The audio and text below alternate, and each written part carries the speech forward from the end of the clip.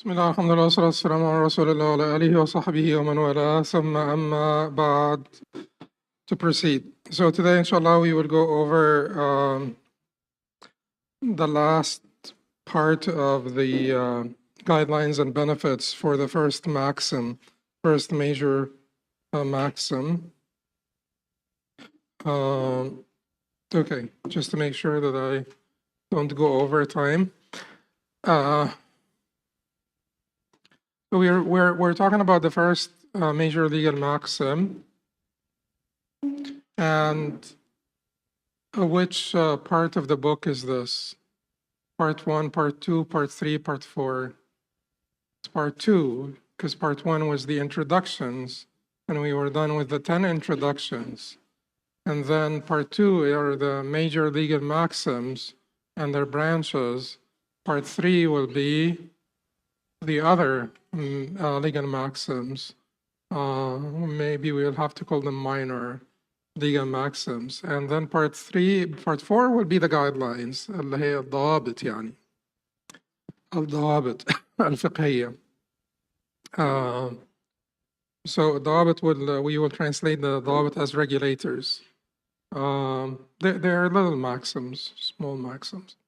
Okay, so this is Part 2, and Part 2 would be the 5 major legal maxims, the comprehensive major legal maxims. One of them is al-Umur bi-Maqasidiha, and this is the first one. And this has been, for the vast majority of scholars, been the first one, al-Umur bi-Maqasidiha. And then what did we talk about before?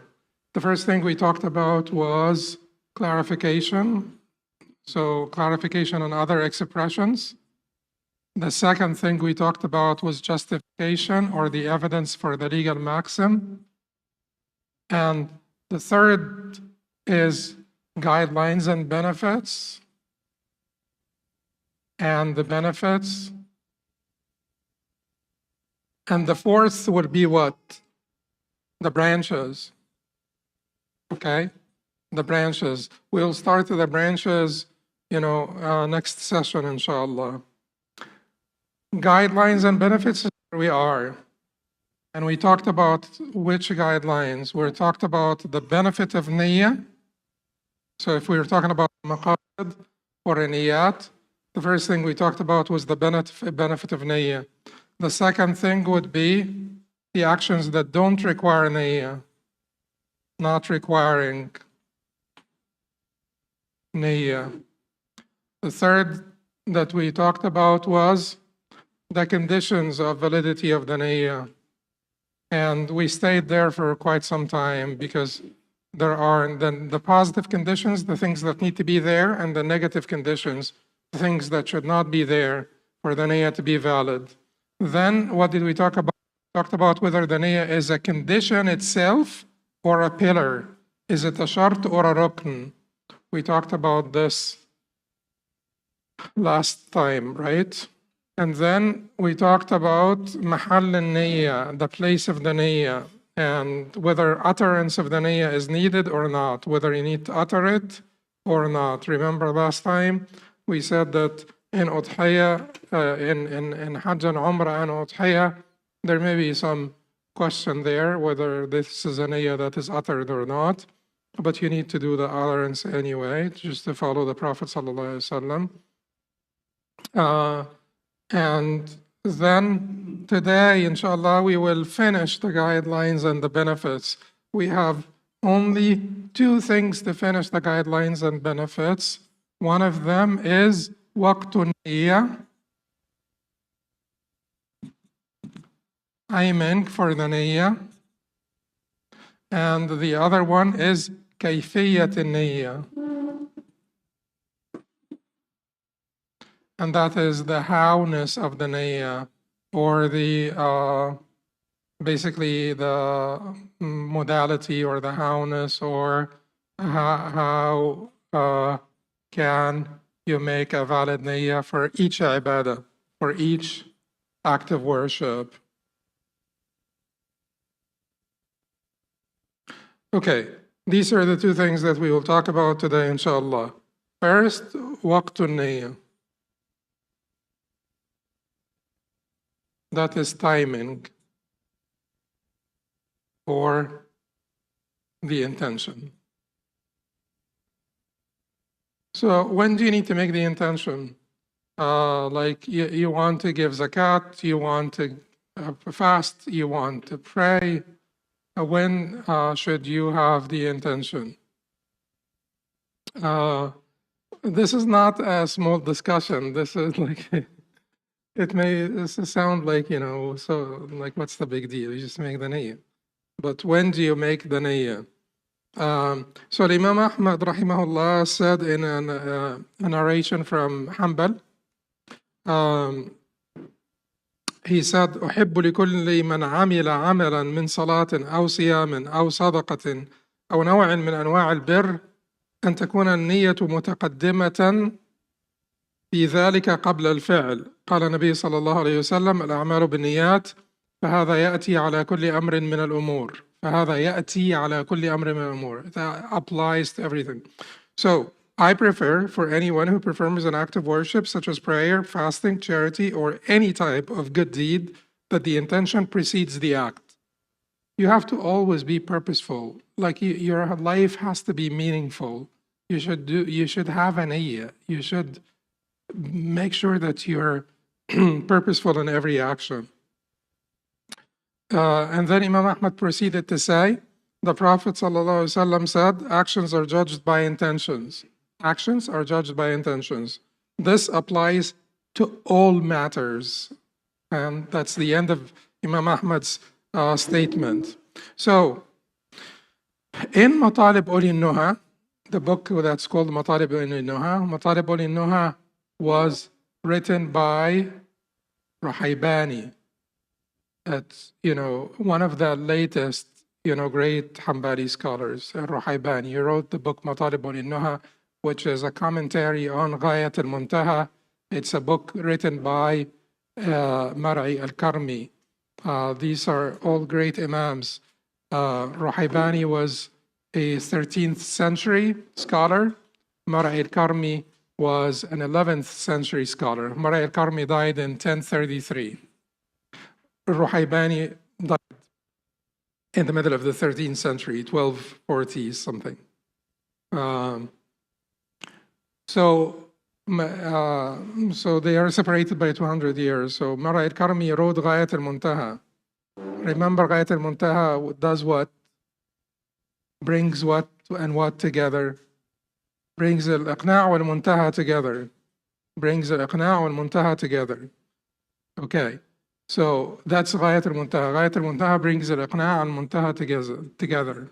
That is Mar'i al-Karmi. And then Ruhaybani came and wrote a commentary which is called the Matalib Uli al-Nuha, people of intellect, Uli al-Nuha, people of intellect. So in this book, Matalib Uli al-Nuha, so Ruhaybani is not separated from us by too long, by the way. He's almost a contemporary scholar, like 200 years ago. So it's not like 700, 900, just 200 years ago, just yesterday. So in Matalib Uli al-Nuha, Imam al-Ruhaybani said, and it is regarding the niyyah, he said, and its time is the beginning of the act or shortly before it. Its time is the beginning of the act or shortly before it. Except fasting. So the intention for fasting is valid from the beginning of the night. The intention for fasting is valid from the beginning of the night. In Ghayat al-Muntaha, that is the matna that Ruhaybani wrote the commentary on. It says, regarding the intention for ablution, Ghayat al-Muntaha is considered like a book, like a kitab. So in Ghayat al-Muntaha, regarding the intention for ablution, he said it's invalid if it is advanced by a long time according to custom. If it is advanced by a long time according to custom. Why is he saying according to custom? Because مَا لَمْ يَحُدَّهُ الشَّرْعُ يُحَدُّ بِالْعُرْفِ. And this is a legal maxim. You will find it in al-Qawaaid by the Imam Ibn Taymiyyah, and certainly it's an agreed upon legal maxim. ما لم يحده الشرع يحد بالعرف. That which is not qualified by the Sharia will be qualified by the urf, custom. So whenever they say not too long, not too short, so what is too long, what's too short? Certainly the Prophet ﷺ did not say 45 seconds. Then it will be the customary thing. We will refer this back to custom. However, advancing it by a short time is acceptable, and it does not invalidate it if a small act is performed before commencing the worship. So if it is between the niyyah and the beginning of the act of worship, all of this is important, because here at the beginning of the act of worship, all you have is the niyyah in effect, not in reality.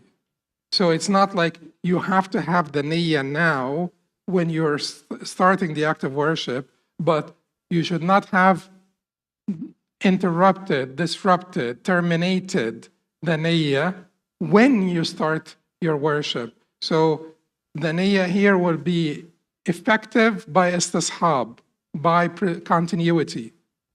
So since you just had the niyyah and you didn't interrupt it, you have it, even though you may not be actively remembering the niyyah at the beginning. So shortly before the act of worship would be fine. And even if you do something little, between this and that, you just walked into the masjid and then you went to put your shoes on or something, like a little action, not too much. A little act would not invalidate it if it separates between the niyyah and the beginning of the act of worship. Then in Kashaf al-Qina' is a commentary on which book? Al-Iqna'. Al-Iqna' is one of the two more important books that we talked about before. We said that we have Kashaf al-Qina', al-Iqna' and al-Muntaha. Al-Iqna' is written by Imam al-Hajjawi. Al-Muntaha is written by Imam Ibn al-Najjar. Okay. Al-Hajjawi died in 960, rahimahullah, and al-Najjar in 972. They were contemporary scholars. Each one of them wrote one of the two most important books according to the latter Hanbalis. We can't say these are the most important books in the history of the madhab, because these people are not more important than Ibn Qudama and his writings, or al-Qadi Abu Ya'la and his writings, but the most important books according to the latter generations, Iqna' and al-Muntaha. Okay, so in Kashaf al-Qina', and Kashaf al-Qina' is basically a commentary on al-Iqna' that was written by al-Buhuti. Al-Buhuti died in 1051. 1051, yeah. Buhuti died in 1051. So he was not, he was not separated from them by a very long time. He was not separated from al-Hajjawi and Ibn al-Najjar by a very long time. So in Kashaf al-Qina', it says here, it's permissible to advance it, the intention, meaning the intention, before purification by a short time, such as for prayer. The same applies to prayer, purification or prayer. It's permissible to advance it by a short time. And zakat also. And it is invalidated by it is not invalidated by a small act before the beginning. So now the exception. The exception is the intention for fasting. And the intention for fasting can be done, like if you have to do it right before, then you have to be awake right when the adhan starts, and right before, if the adhan is like at 5:31, you have to make sure that you are awake at 5:30 to make your niyyah. Okay, so this would be a hardship. Therefore, the niyyah for fasting every day in Ramadan, we will come to how to make a niyyah for Ramadan, but the niyyah for fasting every day of Ramadan can be done anytime at night. How do you do it? If you just know that you're fasting tomorrow, that's the niyyah. If you know that you're fasting tomorrow, then that's the niyyah. But what if you go into coma the entire night, or you are asleep the entire night? According to the madhab, and we will come to address this, you can't fast. That's not acceptable. You didn't have an niyyah. You can't have an niyyah when you're in coma or you're in a sleep. Okay. So the intention for fasting is permitted to be made before dawn due to the difficulty in observing it. And the Prophet ﷺ said, "La siyama liman lam yafradhu min al-layl." There is no fasting for one who did not make it binding at night. From min al-layl, at night. So why is this discussion important? Because people were obsessing about this. People were obsessing about when to make the niyyah. Well, nowadays people are relaxed about everything, so nobody's obsessing about anything. Not that obsession is a good thing. It's not a good thing. It's devastating. But and then when you have someone obsessing about anything nowadays, you know that he has OCD. It's not like extra piety or, most of the time. It's just like OCD. It's just like an illness that needs to be treated. People in the past that were a little bit better than us, and when they were less knowledgeable, it takes, the type of abid that is not knowledgeable, that's not alim, to befold themselves into all kinds of hardship, because they obsess about things and they don't know, what's right. So during the time of Imam Ibn Taymiyyah, rahimahullah, people would spend so much time to figure out how to make the niyyah, even at the beginning of the salah. And they felt that the niyyah should be concurrent with the takbir. So when you say Allahu Akbar, you have to have all the niyyah in your mind. So let us see how he addresses this, and let us see, he gives a fatwa about this, but let us see how he addresses it, because it's really beautiful and it teaches you a lot about fiqh and about, the right way to make fiqh. Even you find someone as oppositional to Imam Taymiyyah as Dr. Ali Jum'a, who was the ex-mufti of Egypt. He said that Imam Ibn Taymiyyah, and he calls him Imam sometimes when he's in the right mood, and then he bashes him other times and slanders him other times. It's just like, it varies, it depends. So he said that Imam Taymiyyah was one of the prominent figures who related divine rulings to people's daily lives and to people's actual life. And we will see how, something like this would concern him, because it's causing hardship to the believers and it's preventing them from properly worshiping Allah subhanahu wa ta'ala. And al-Ubudiyya, that's the name of one of his books, was his main concern, how to properly worship God, right servitude to God. So let's just dissect this fatwa, because if you look at the anatomy of this fatwa or architecture of this fatwa, it's really splendid. He said regarding the niyyah and the fact that it does not have to be concurrent, to the takbir. So he says, we do not know of any disagreement in the madhab that it is permissible for the intention to precede takbir, and it suffices just to maintain its validity in effect. So we do not know of any disagreement in the madhab that the niyyah can precede the takbir. And it suffices to be concurrent with the takbir in effect, meaning what? You're not actively remembering it, but you did not terminate it. You just had the niyyah coming in to the prayer. You walked into the masjid, you're pray dhuhr, you walked into the masjid to pray dhuhr, you had the niyyah, you didn't terminate it. It doesn't have to be concurrent with the takbir. So he says, no disagreement in the madhab. And that is the first thing that we will comment about. No disagreement in the madhab. That you could advance the niyyah. So he then says, because it is part of the prayer, so it is permissible for the intention to be considered as having been continued in a legal sense, even if it is not actively remembered, just as with the other parts of the prayer. Okay, so this is the second part that we will comment about. Part of the prayer.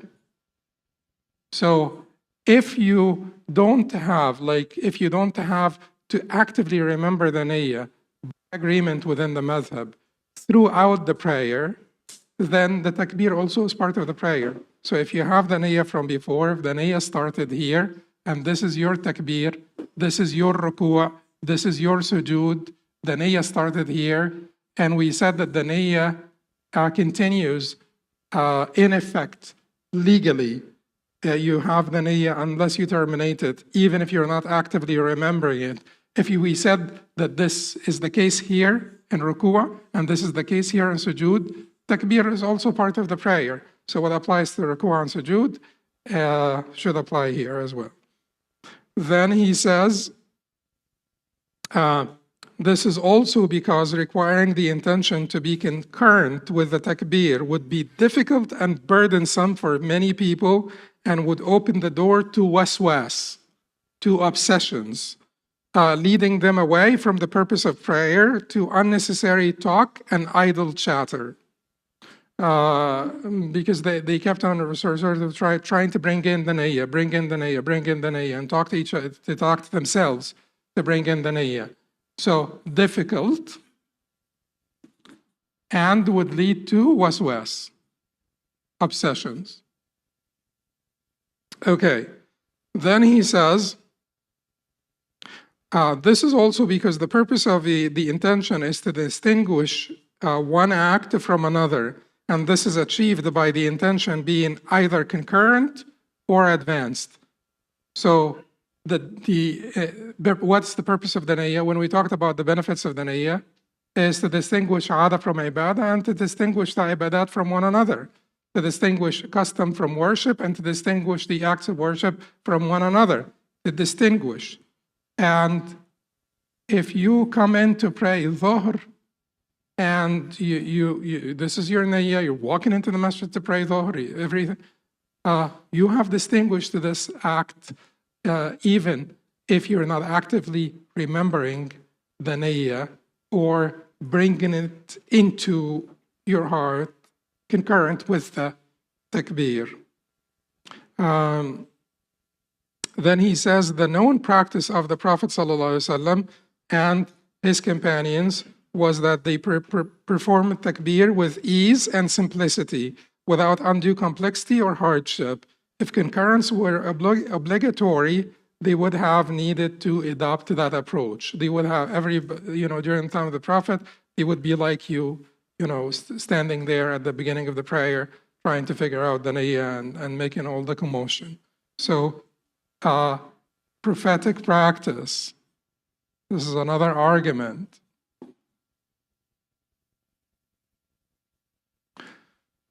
Then,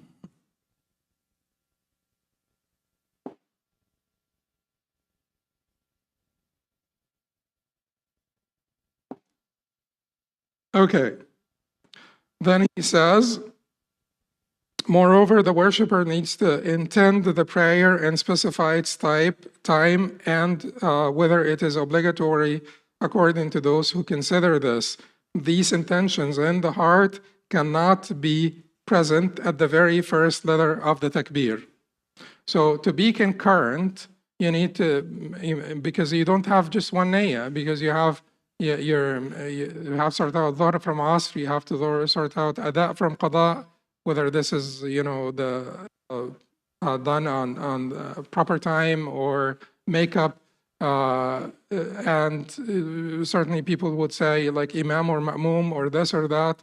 And people will try to bring in, so many other things, Mustaqbil al-Qibla, facing Qibla, and so on.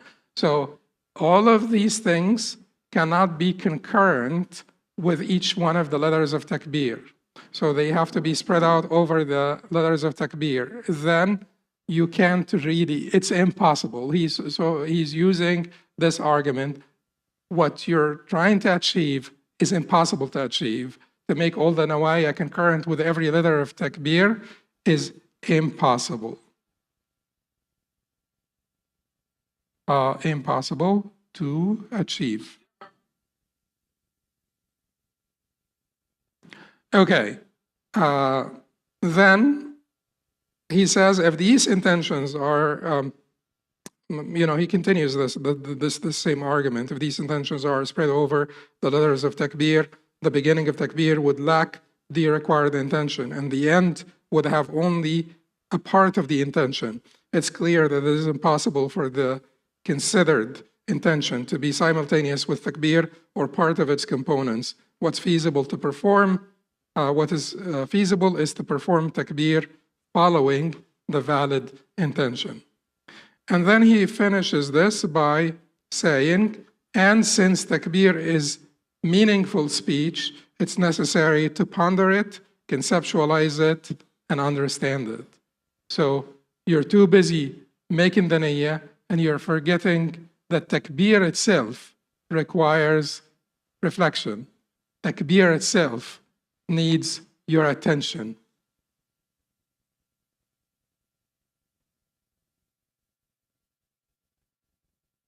Needs your attention. Takbir is huge. When you say Allah is greater, you have probably heard lectures by scholars talking about just the meanings packed into the takbir and what it means. So if you look at all of these arguments, you will find these are the arguments. So what are the bases for these arguments? One of the bases is textual or scriptural, and that's Hanbalism. And like if you're Hanbali, you have to basically always include that. Where can you define this? Where can you find this? Prophetic practice is here. Okay. The other one would be the technical and fiqhi.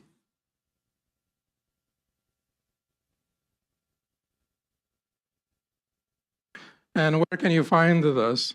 It's part of the prayer, so what applies to the other parts applies to it. Okay. And the distinguish, and this is the distinguishes. Okay. And mashaqqa tajrib at-taysir, it's difficult also, so he's including mashaqqa tajrib at-taysir. So certainly technical can be many, but also there, where is the traditional part here? Where is the fact that he is not basically divorcing the tradition? He is saying, I am doing this within the tradition. It's here. There is no disagreement in the Hanbali madhab that the niyyah can precede the takbir. So, okay, so where is the part that is objective oriented? Objective oriented.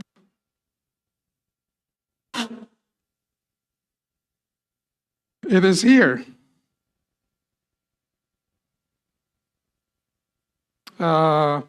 You're distracting yourself from takbir. Takbir is meaningful speech. You need to pay attention to takbir and the meanings of takbir. Where is the part that is rational?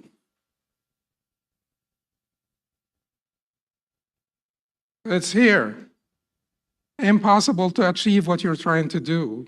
So just use your mind. It is impossible to make it concurrent with every letter of takbir. Use your mind. Where is practicable? Practicable. Practicable and at the same time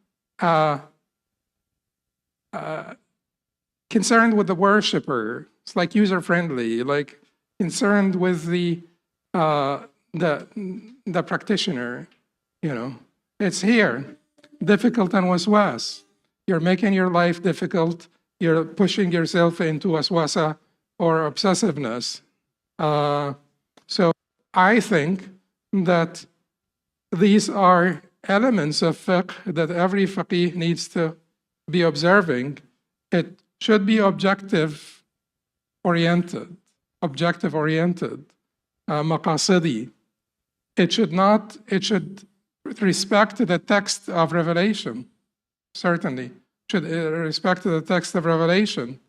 It should be rational, because to be Sunni does not mean that you are irrational. To be textualist or scripturalist does not mean that you must be irrational. You should be rational. And it should be practicable, because otherwise, if you give the people fatwa that will overwhelm them, exhaust them, impossible to apply, then that certainly can be devastating to their practice. Then it should be technically right, it should be fiqh, like it should be a fiqhi argument. There should be a sound fiqhi argument. So you don't just say the maqasid say this or the maqasid say that. No, that's flimsy. You should make sure that the Qawaaid, the Maxims, the principles of fiqh are not violated, because you should not create a conflict between the maqasid and the Qawaaid, between the objectives and the principles and maxims of fiqh. You should not either create a conflict between the maqasid and the text of Revelation. And finally, it should be respectful of the tradition. So you're not basically doing it from scratch, disregarding or dismissing the entire tradition. So I thought that this was like a complete fatwa. So when do we make the niyyah? Before the act of worship, and as long as it's not too long before, and that's based on custom, it should be continued. In effect, the ruling of the niyyah is continued, so you don't need to worry about this concurrence thing. And that applies to all acts of worship, except for fasting, because in fasting, it doesn't have to be right before the act of worship. It could be any time at night you make the niyyah for the following day of Ramadan.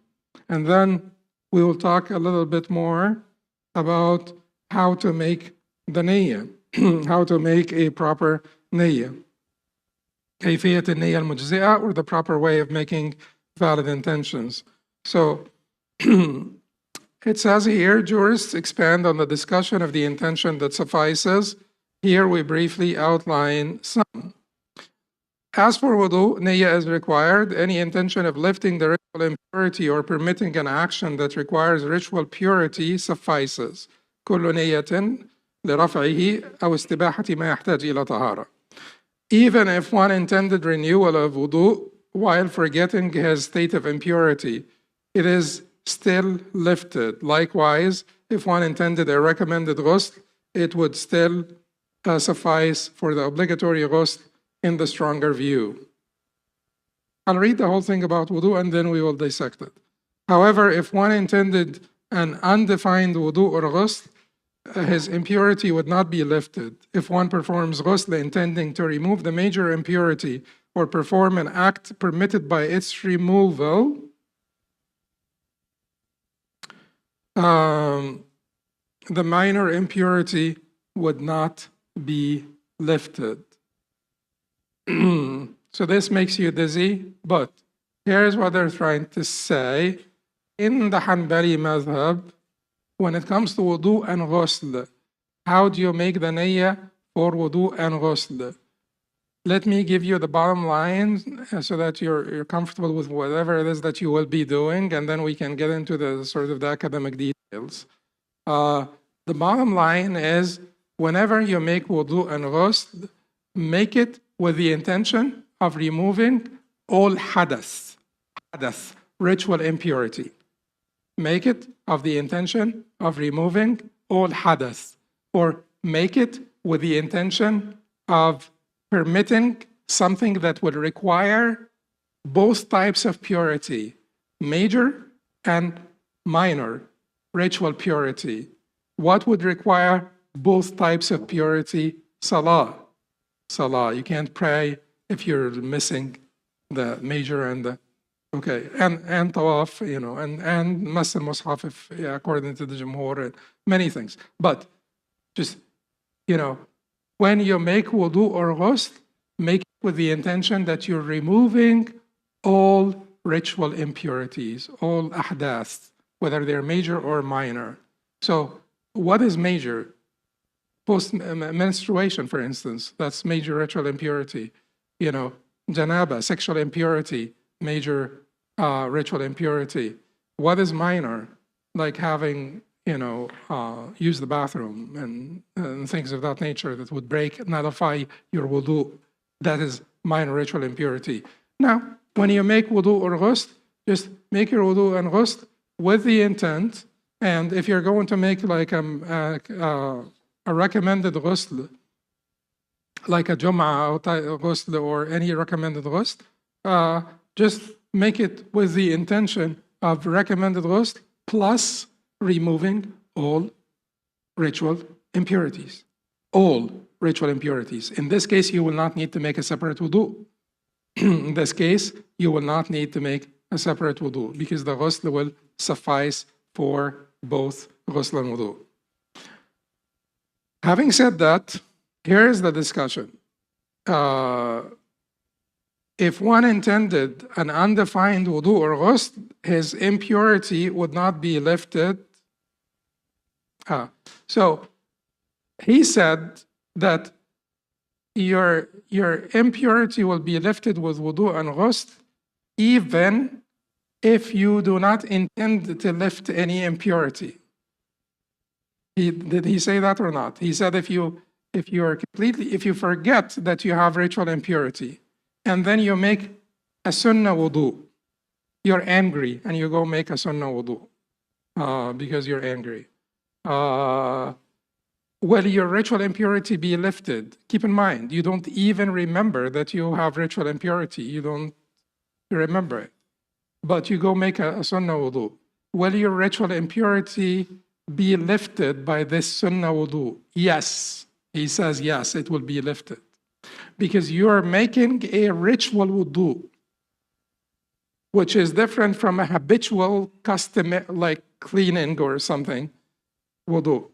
But the mutlaq, the undefined wudu and ghusl, I'm not quite sure if you're making a ritual, like if this is for God, if this is the Islamic ritual wudu, you're just making a mutlaq wudu or ghusl. And people could even make this sometimes as a habit, not necessarily for any particular religious reason. Then if you're making it mutlaq undefined, it will not count and you will not have wudu or ghusl. If one intended an undefined wudu or ghusl, his impurity would not be lifted.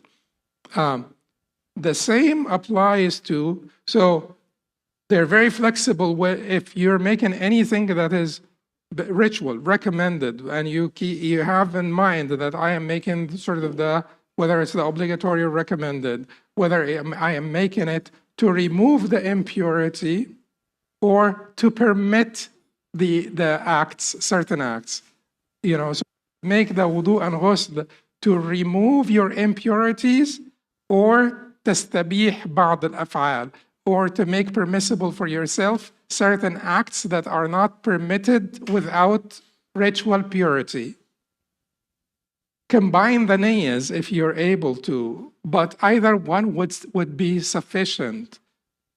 Keep in mind though, if you make a niyyah to, like you're going to make ghusl, and you make a niyyah not to remove all ritual impurities, but you make a niyyah, I'm going to make ghusl because I want to sit in the masjid, because I want to read Quran. Sitting in the masjid and reading Quran require wudu? No. In this case, your ghusl will not suffice for wudu, because you made a ghusl to sit in the masjid or to read Quran. Unlike making ghusl to touch the mushaf, because according to the Hanbalis, and in fact the former madhab, it's a controversial issue whether you need to have wudu to touch the mushaf or not. Most of the time you guys using your iPhone nowadays and your smartphones and stuff like that, so that's not required for that. However, the mushaf itself, the former madhab said that you need to have wudu to touch it. In this case, you go make ghusl with the intent of reading Quran. Does that remove your minor ritual impurity?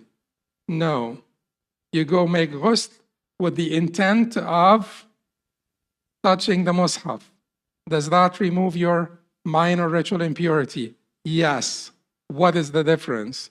Because you have intended to make ghusl to permit an act that is only permissible with wudu, with both types of purity, major and minor ritual purity. Make it easy for yourself. Every time you make wudu or ghusl, you just make sure. And let's keep the questions until the end, because it will, but I will give some time for at the end for clarifications. But make the wudu and ghusl,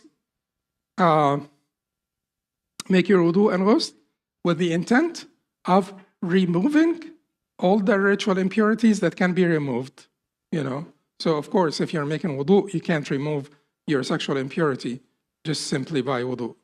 But with the intent of removing all the ritual impurities that can be removed by this act, you'll be fine. Now, so you're making, so salah and tawaf and things of that nature, these require the two purities, right? Salah, tawaf, mas al-mushaf, these require the two purities, the major and the minor. Qira'at al-Quran, sitting in the masjid, these things require one purity. Also, post-menstrual, to basically make a ghusl after the end of the period, simply to permit marital relationships. This will not do you, much good when it comes to wudu. You need to make wudu, because you don't have to have wudu to have, sexual relationship, marital sort of intimacy. Therefore, if you're done with your period and you make ghusl just to permit that doesn't replace wudu. You have to make wudu. But if you do it with the intent of removing all impurities, it will suffice. It will suffice. And if you want to add to it some sunnah ghusl as well, that will work. It will work. It will be fine. Now, as for tayammum is a little bit different. It's a little bit different.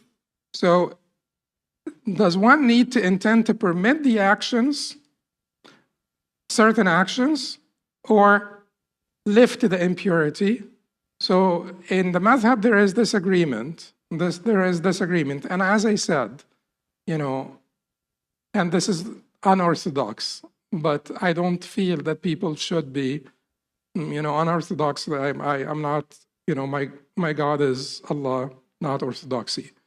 But a little bit unorthodox in the sense that people will say that you have to follow the sort of the mu'tamad or the authorized position in the madhab. Sometimes these authorized position may be in conflict with the rest of the madhab. In every madhab, there are certain things. So if there is a disagreement between the scholars and it's not clear to you, it's not clear in your heart that this is what Allah and His Messenger want, then you can take whichever opinion you want in your personal practice. That is my belief. I can defend it, from here until next year. But it is not, it's not popular nowadays, because nowadays people want to be, defending orthodoxy. As if these scholars who said those views that are not mu'tamad were sort of like a bunch of hippies or something. Anyway, so as for tayammum, does one need to intend to permit the acts or to lift the impurity?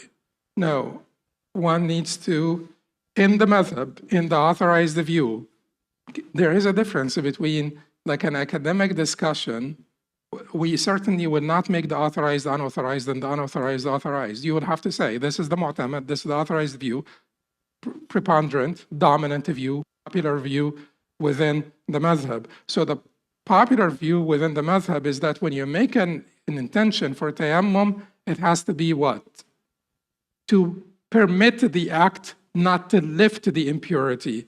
التيمم رافع أو مبيح رافع أو مبيح مبيح in the madhab, not رافع. رافع means it's the adjective from يرفع, to lift, lifter, does it lift? Or مبيح, permitter, does it permit or lift? Lift your impurity or just simply permit you to pray? Hasn't lifted your impurity. It simply permitted you to so, so if you say mubih, it will be a very unstable type of purity or permission that can end by so many things. But this is the madhab. In the madhab, there is a position that tayammum is rafa', which means it lifts your impurity. It is a substitute for wudu. It acts like wudu. It lifts your impurity. If it is a substitute for ghusl, it acts like ghusl. It lifts your impurity. Okay. Then, what about the prayer? It is stipulated that specific prayer be designated, which is the opinion of the vast majority of scholars concerning every obligatory act with a flexible time. However, it is also said that it suffices to intend the obligation of the time. You're coming in to pray Dhuhr, and you came into the masjid, they made takbir, you want to catch the takbir with the imam, and then you can't remember if you're here to pray Dhuhr or Asr, or if this is, what is it? Is it time for Dhuhr, time for Asr? What is it? Should you rush to make the takbir to catch it with the imam, or take your time to make a decisive designation of which salah you're making? Take your time. You have to remember which salah. You have to sort out Dhuhr and Asr. In the mu'tamad, is there another position that you could intend the obligation of the time? Yes. But here, honestly speaking, the mu'tamad is much stronger because there is a difference between Dhuhr and Asr. Dhuhr and Asr are distinct acts of worship. Distinct acts of worship. So in this case, you want to take your time to remember what you are doing.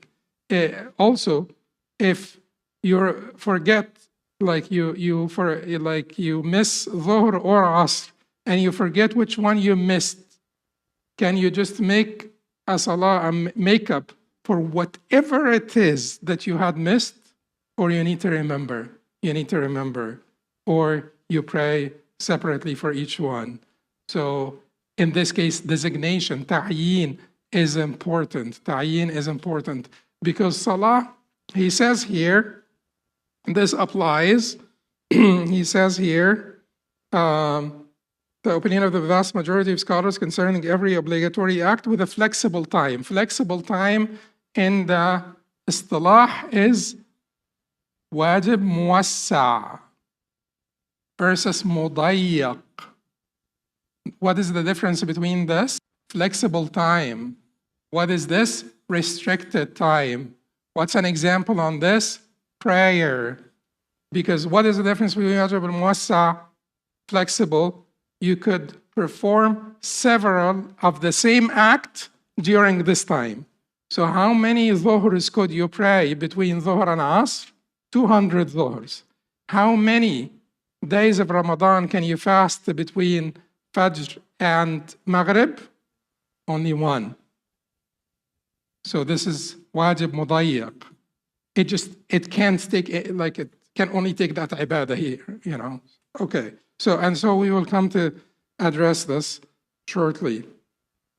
As for zakah, he says, so the salah, you need to designate it. As for zakah, there is no requirement to specify the wealth. One may intend it for the absent wealth while intending that if it were destroyed, it would apply to the present wealth or be a voluntary charity. You have a property, zakatable property in the Democratic Republic of what? Congo, DRC. Inshallah, you will have that. But you have property there that's zakatable.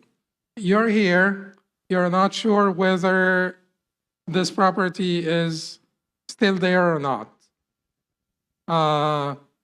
You could make an intention that I am paying zakat on this property, this is my zakat on this property. If it was not present at the time the zakat was due, was destroyed, was lost, the money was whatever, you know, then the zakat I am paying now will go towards this present property that I have in Massachusetts. You know, I know that I have it. I'm sure I have it. So it will go towards this, and if not, it will go towards the property that I have in Massachusetts. Does that work? Works. It works in the madhab. It doesn't have to be designated. Even if you say that this will be for the property in the DRC, and if there is a country called DRC, right? Okay, I'm just not making this up, because Hasaballah looks like he doesn't believe it. Yeah. So if there is, okay, so if the property there is non-existent, it will be nafl for me. It will be charity for me, like a sort of a recommended charity, sunnah charity, not, okay. Does it work? It's a little bit more difficult here, and there's more disagreement within the madhab here. There is disagreement on both, but there's more disagreement within the madhab here. Why is this? Why there is more disagreement in the madhab here? Because of this reluctance between wajib and nafl. Because now you're paying zakat with the intention that it is for the wajib, but if the wajib is not existent, it is nafl. Okay? If you pay zakat with combined intentions, do you remember this? When we said when you combine two intentions, sometimes they usually want to validate one. So if you combine the intention of obligatory and sunnah hajj, which one they will validate for you? Hajj, the fard. because, you know, like if you came from Indonesia just to do this, they just want to be merciful to you. If you combine wajib and sunnah prayers, which one they validate for you? None. If you combine wajib and sunnah charity, which one they validate for you? Sunnah. Is this different from this case? Yes, it is different. You're not combining intentions here. This is an alternation. You're saying, this is my zakat for this property. If it were destroyed, or if it was destroyed before the zakat due date, then it will go towards sort of sunnah, you know, or charity, mutlaq charity. Okay, so that's fine. So that's as far as zakat is concerned. As far as fasting is concerned, intention is obligatory for every night. However, some say a single intention at the beginning of the month suffices. The intention must be specified during the night. So two issues here. Is the intention required for the entire month of Ramadan once? Ramadan, intend at the beginning. At beginning, if you were with us if in Umda, it will look like this. What does this say? A report in the Hanbali madhab and the Maliki and the authorized view in the Maliki madhab. You need one intention in the beginning of the month of Ramadan to act for all of Ramadan. Okay. Now, the authorized view in the Hanbali madhab is that you need an intention for every night. The second issue is you need to designate the intention at night. At night. If you're in coma or you're like asleep, your fasting is not accepted. You need to. Others hold that specification is not required in Ramadan because it is an obligatory fast with a restricted time. Restricted time versus what? Flexible time. This is mudayyak, the other one is muwassa. Mudayyak means what? You can't do more than one act of worship during this time of the same nature. Just, yeah, okay. So they are saying that you don't need to specify. This is a restricted time. So whatever it is that you intend, it will go towards Ramadan. Distinguished by its specific period. Therefore, if one intends general fasting, it's considered for Ramadan. Indeed, some say that even if one intended makeup or voluntary one, it would be considered for Ramadan, and the mistake would not harm him. This is also the view of the Hanafi school, who argue that specifying what's already specified is redundant. So this would look like what now? What are they saying? No need for specification.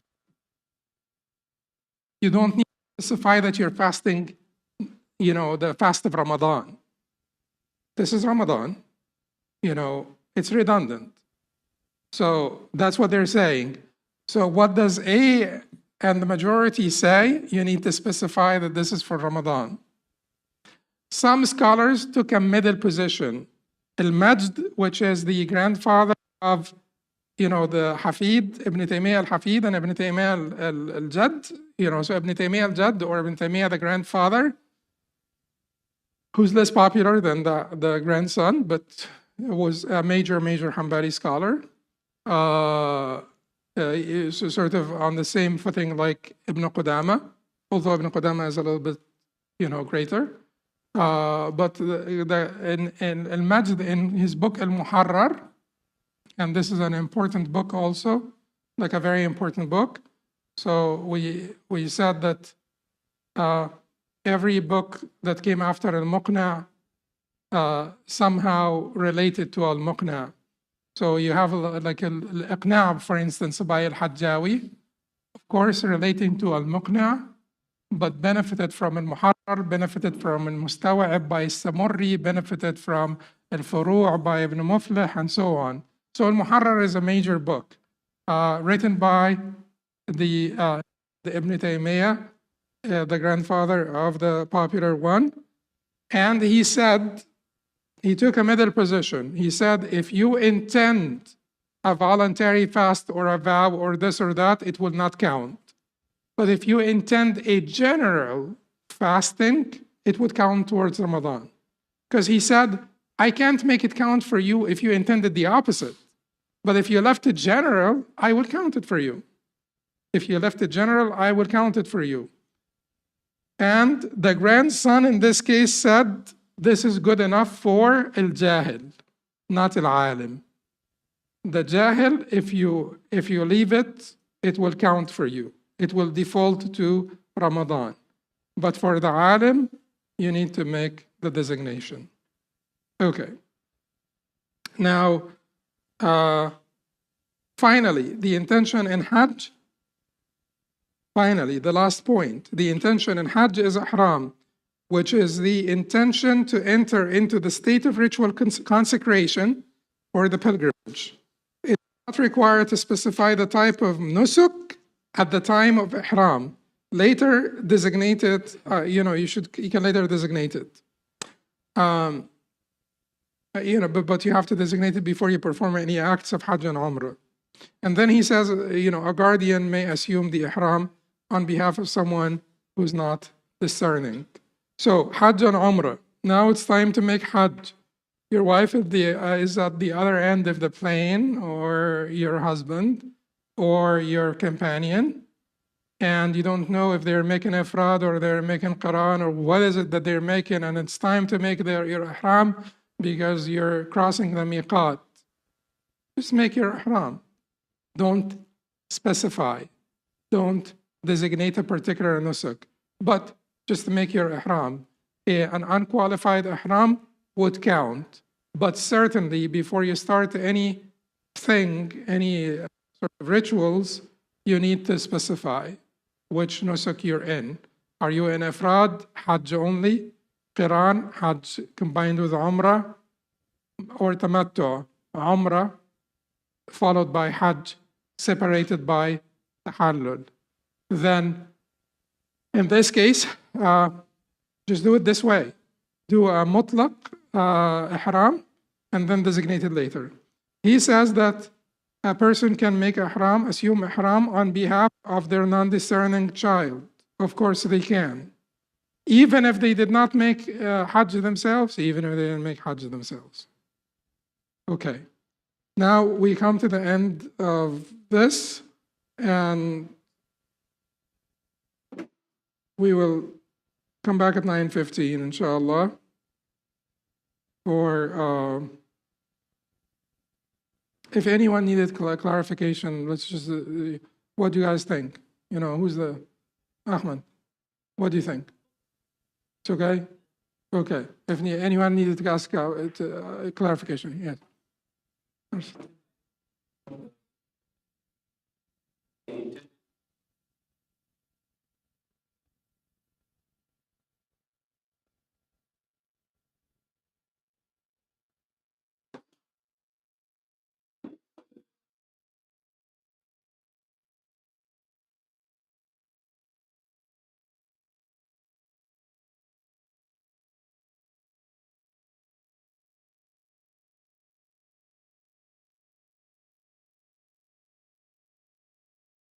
So he's doing ghusl to touch the mushaf.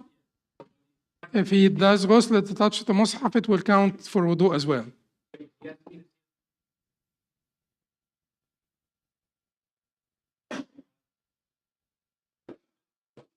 But if he's making ghusl, it will count as ghusl, and it will remove both minor and major ritual impurities. Ghusl is different from wudu. No, he's not. He's not. If he is making a ghusl to remove both types of ritual impurities, they will be removed, irrespective of his state. Yes.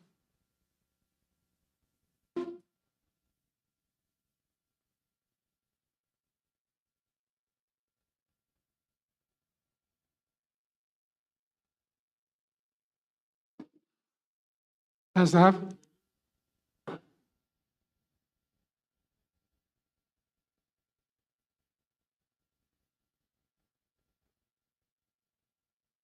But I don't find it in the mu'tamad of the madhab. There is, if you make a ghusl to remove your major and minor impurities, it will be removed.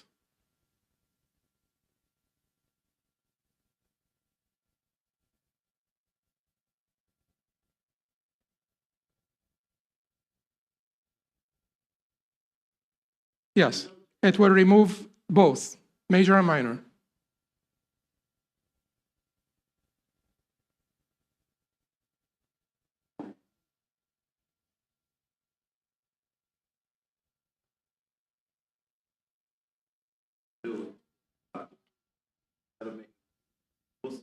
Yeah. Yeah. You know, I recognize that fatwa. It's just not the mu'tamad. I don't find that, I don't find where it comes from. Like, yeah.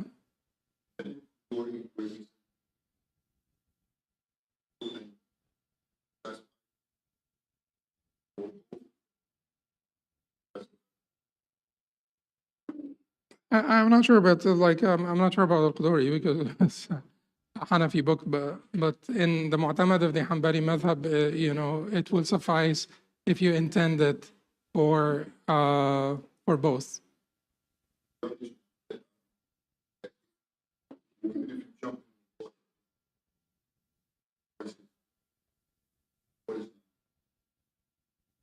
No, that's different in the Hanbali madhab. You have to have the intention of ghusl in the Hanbali madhab, and you also have to rinse your mouth. And even in the Hanafis, they require for ghusl in particular, they don't require it for wudu, but they require it for ghusl to rinse your mouth and nostrils. But in the Hanbali madhab, you will have to have the intention for both types of purity. An intention is required for both types of purity.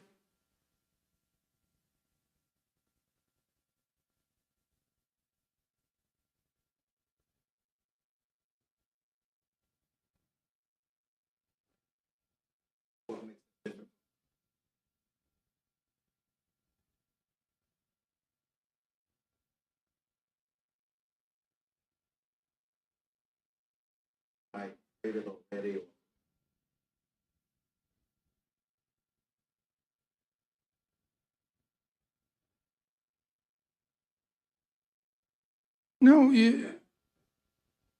they're both can go into nafil, but you can't combine in salah the two together at the same time. But you can downgrade the salah from fard to nafil. We said you cannot upgrade, but you can downgrade. You can't move sideways. You can't switch it from dhuhr to asr or asr to dhuhr. You cannot go up from nafil to dhuhr. You can go down from fard to nafil. Sisters, for clarification only, because we're coming back to, yes, go ahead. Oh, that, no, you could downgrade your prayer inside the prayer from fard to nafil. If you're making dhuhr, you could go down to nafil, to a sunnah prayer. You cannot do the opposite. You can't go up, you can go down.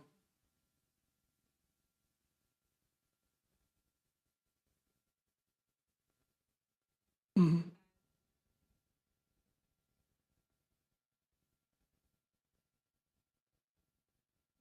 You can't move sideways. You cannot switch from dhuhr to asr or asr to dhuhr because that's at the same level. You can't move sideways. You can only move down. You can't move up. You can't move sideways. You can only move down.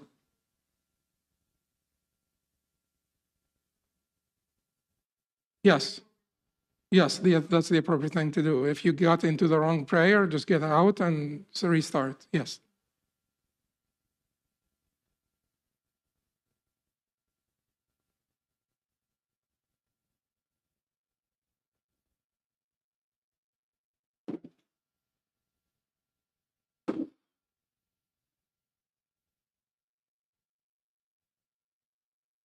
If you have to make the asr, okay, repeat that. Mm-hmm.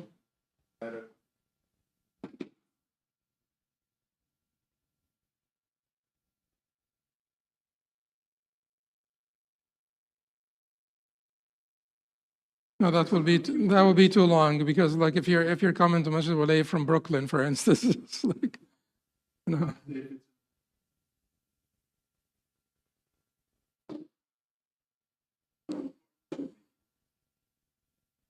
Okay, customary is a tricky thing, but like let's say Sheikh Ala Sadawi, who lives right here next to the masjid, and walks over to Masjid al-Walay to pray Dhuhr. I think that would count, because he's just right there. So it needs to be, shortly before, very shortly before. Yeah. Yes.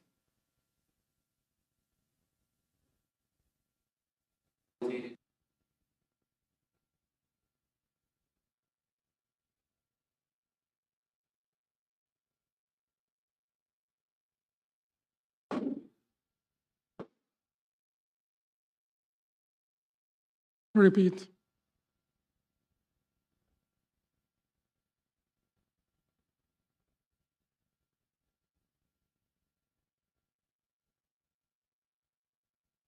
No, no, no. Your wudu is valid. Your wudu is not broken by this hesitation. Your salah is broken by hesitation, but your wudu is not.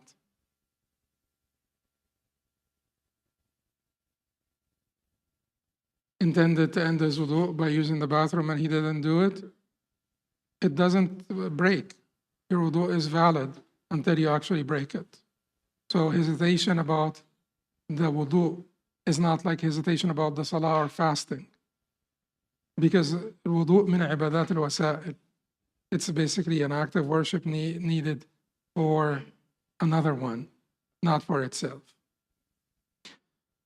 All right, so we will come back then at 9.